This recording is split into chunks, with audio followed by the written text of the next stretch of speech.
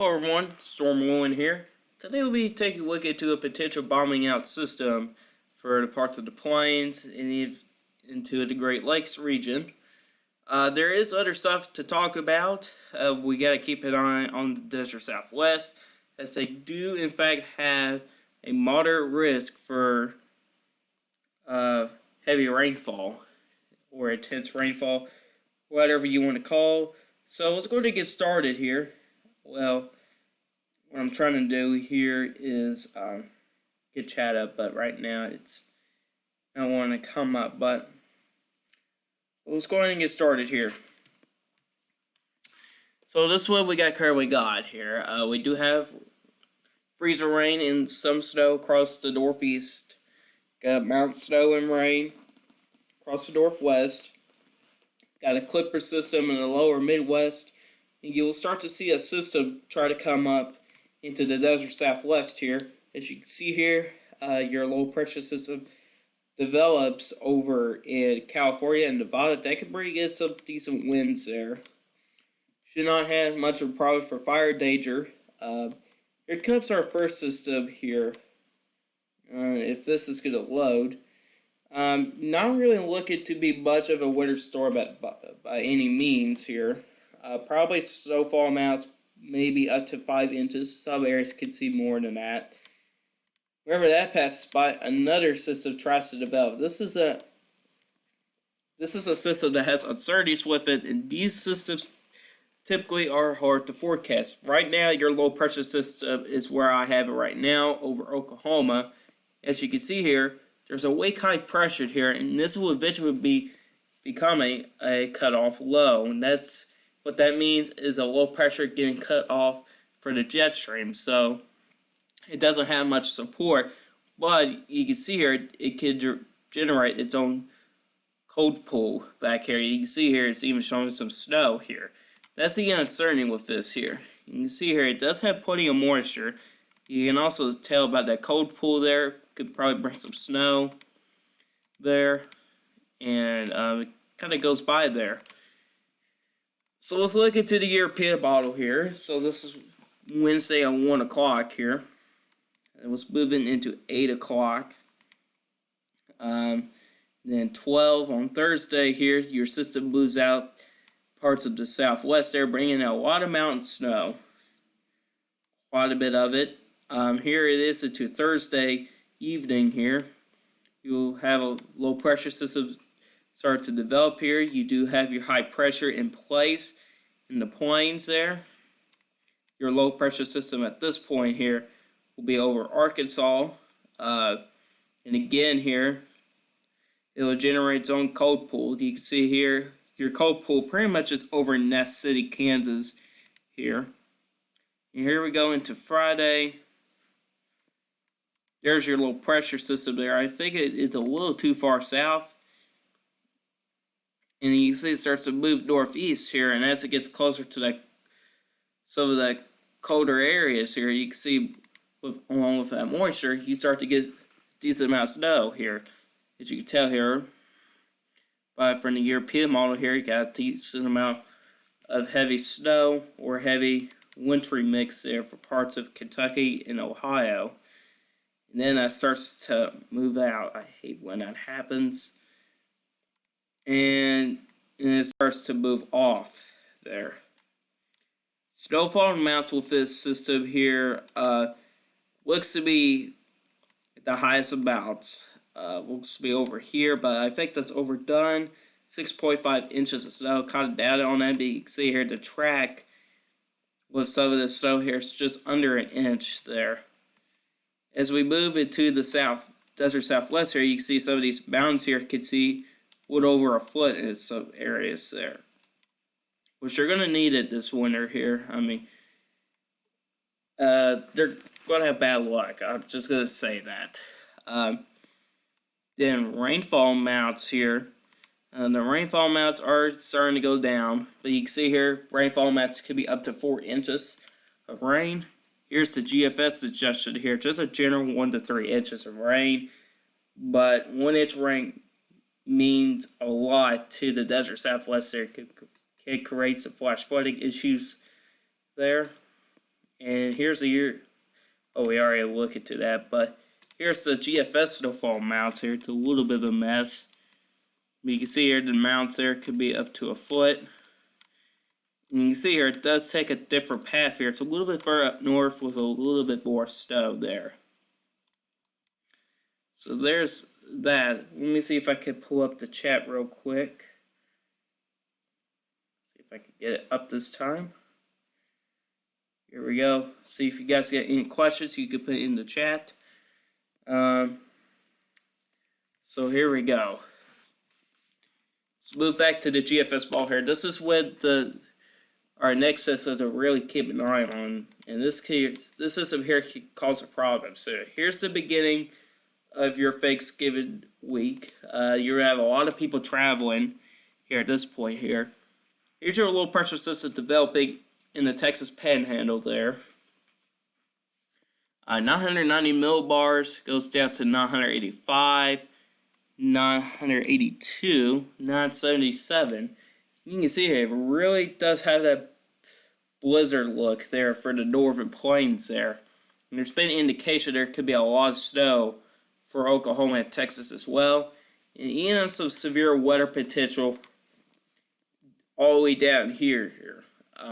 Where you got some of the Cape, you definitely got the moisture plates, you do have some heat. It's also going to be very windy as well. You can see here how close these isobars are. We're going to show the winds in just a moment. You can see it bombs out 971 millibars. And it dies off when it reaches to Canada there. And here's another system that's going to be coming by here. And it looks like it could bring really heavy rain there along the Mississippi River Valley. And probably did the same thing, bomb out over the Great Lakes. And then here's your general pattern here, kind of zonal flow for a little bit. If this here could load in, hopefully, all the way. Then we're starting to get some uncertainties here. See, here comes a system there. We doubt that that's going to happen. See, it brings down the polar vortex there. As you can tell there with 510. Pretty ridiculous there. But that's not really going to happen at this point here. That's 384 hours out. But let's move on here. So here's the European model suggestion. So let's move on into Monday here. You can see here your system develops there. Here's Monday night. This is when the system really starts to bomb out. You do have your blizzard conditions on the west and north side. Here's 5 o'clock on Tuesday here. You can see it gets all that moisture from the Gulf there. And it seems like what's going to happen here, it could be more of a squall line here. And what I've learned here, if you get stripes like these here for the European model, that indicates supercells. But I don't think it's going to be numerous there. So here's Tuesday evening into Tuesday night. Blizzard conditions with severe weather chances on the server inside. There, and then it moves off. Snowfall amounts from the system here. As you can see here, your higher amounts look to be up into Wisconsin here. With about 2 feet, which is quite a bit of snow there. If you move down by Oklahoma there, plenty of snow there, up to 6 inches of snow. Here's a GFS suggestion here. I do agree better with this here, but there's been people saying, even meteorologists, been saying that it's bombing a little bit too far to the west, but we'll see about that. You can see your higher amount, 26 inches of north-central Minnesota there. And rainfall amounts, we should be looking to that for the next 10 days. You can see it, most of its rainfall is in Arkansas, Oklahoma, and Texas with about up to 5 inches of rain. Here's the European model here showing much less there. This is pretty scattered there with the rainfall amounts. So let's look into the severe weather ingredients real quick. So here is the GFS model here. This is the only model I could really get. There goes about that system there. So your system starts to bottom out here. So your low pressure system is currently over here. You start to get those strong southerly winds here. And you do have supercell chances here, especially near the Texas coast there, where you have most of the moisture and even the Cape values there. You also do have a chance for tornadoes and damaging winds. The large hail threat will be very low at this point. See, there goes by that system. You should start to see another one try to come up here. Brings in a better chance here because you got most of your moisture in place. What I've learned is that I can't remember, but I forgot what it's called, but what I've seen is the Pacific jet, it's going to be more wavy, and it's going to be wide open. What that's going to do is it's going to be moving into the United States and bringing all the moisture. So you do have chances of severe weather, probably a few rounds here from some of these low pressure systems here. And here's take a look into Alabama here. So this is a secondary system to keep an eye on here. You can see here, wake tornado, and the K values will be low, which is good news there. And you do have the vorticity there. You do have the jet stream in place. You got the cold air. You do have the winds. So it's pretty well in place here. See if we can load this up. So here's your dew points here. For severe weather chances or thunderstorms, you need to be over 60 dew. Have over 60 dews here. As you can see here, here comes the first system here, even showing peaks of 70s in Texas there. And that 60 dews don't go too far to the north there, along that front there. And here comes the secondary system here, bringing in some more 60 dews there. Even go far up north into southern Indiana and Kentucky there, which was kind of impressive this time of year. It is also the secondary severe weather season. If you are wondering what the Storm Prediction Center is saying, it's basically particularly too low on day 8, while the rest is too low. There's day 3. Day 2, there's a marginal risk for parts of Texas and Oklahoma. That's main threat will be large hail. And in day 1, which is today, there's a marginal risk there for the desert southwest. The main threats will be damaging winds and some hail there. And let's take a look with the winds here. We'll turn on the wind gust here just for fun. So let's move on into Monday here, Monday morning here. As you can see here, your low pressure system should get its act together. You can see it starts to develop very quickly here. And you know what, I'm going to let this play through here. You can see about the winds here really increase here. If you go down to Texas, because the wind gets up to 66 miles per hour. When in Arkansas, winds gets to 60 miles per hour as well. You know here, as it moves to the Mississippi River Valley here, you actually get peaks of winds gusting up to 70 miles per hour. That's probably a little overdone, but that's about the southerly winds there. The southerly winds. Now, I'll say power outages will be possible with this system here for who could be affected, even on the south side and even on the north and western side. You can see at the back side of this where the snow is, you got winds gusting up to 55 miles per hour there. Again, back in Texas, still very windy. Stuck in that cold air as well. As we can continue there, still got winds gusting up to 70 miles per hour into parts of Tennessee there. So looking to be very windy here. And here's the GFS suggestion here. Very similar, but the winds are not that strong there. Probably winds gusting up to 50 miles per hour at best. So, I got no questions. So if y'all guys got any questions, you can go and put it in the chat here. If you're watching this video, you can put it in the comment section down below. I'll give you guys a minute. So, just a lot of things to talk about here. By the way, guys, there's something new. Got some news for the Storm Prediction Center. They're going to be doing things different week to day 2 here.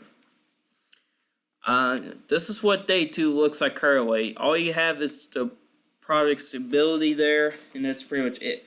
You do have the numbers down here though, but what the changes are going to be is day 2 is going to be the same like day 1, and I'm talking about by this here: the tornado, the damage of winds, and hail.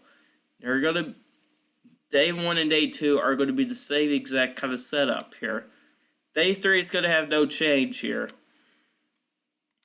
that I know of, but day 2 will be different, and this is going to be an awesome upgrade to day 2 here, like day 1 has. They're talking about adding these in here, and you only got probability here on day 2. And what I've heard, day 3 is not going to have a change at this point here. So, yeah. It seems like you guys don't have any questions. We're starting to get some new people in here. A little bit too late, unfortunately. But again, the main things to focus for next week is heavy snow, blizzard conditions, possibly severe weather, damage of winds. I mean, this system here is why I call it bombing out, because it drops pressure quickly. It does drop down a lot of pressure, but it's not going to be that quickly, though. But I'm going to call this a bombing out system. But it begins in Texas, and it when it reaches to Kansas, it's already about 980 millibars. And when it reaches up to the Great Lakes, it's nearly 970 millibars.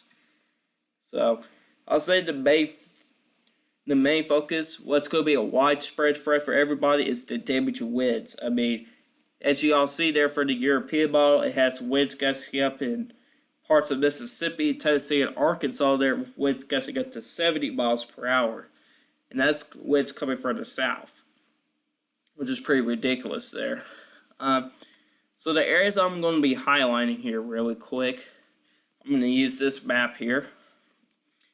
So my idea for severe weather chances is actually going to be for these areas here. Definitely got to keep an eye with the severe weather chances here. Fat system there.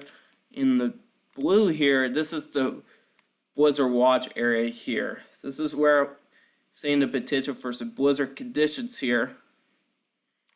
And so on forth here. So definitely got to keep an eye on this here. So again, the red area there is for the severe weather, and this blue area that I'm going to be drawing right in here is the area where you got to watch for potential blizzard conditions. I'll say at highest, the highest snowfall totals will probably be up in Minnesota and Wisconsin. You'll definitely see some higher amounts in Oklahoma there as well there. So probably up into the Minnesota, Wisconsin area, you could probably see snowfall about up to 18 inches of snow or more, while down in Oklahoma you could probably see 5 to 8 inches of snow. Rainfall-wise, should not have a problem. Much problem about a heavy rainfall threat, but there is a heavy rainfall threat right now for the desert Southwest. There's also a heavy rainfall threat for these areas in here. So something to keep an eye on, as well as in here as well. So yeah, guys, this is a guide for you guys today. Hopefully you enjoyed this live stream. If y'all do like this live stream, hit that like button. If you do like my channel, hit the subscribe button. Hit the bell notification to never miss an upload. If y'all guys got any questions about this, you can put in the comment section down below. I answer you guys questions. And I'll see you guys in the next video. Goodbye.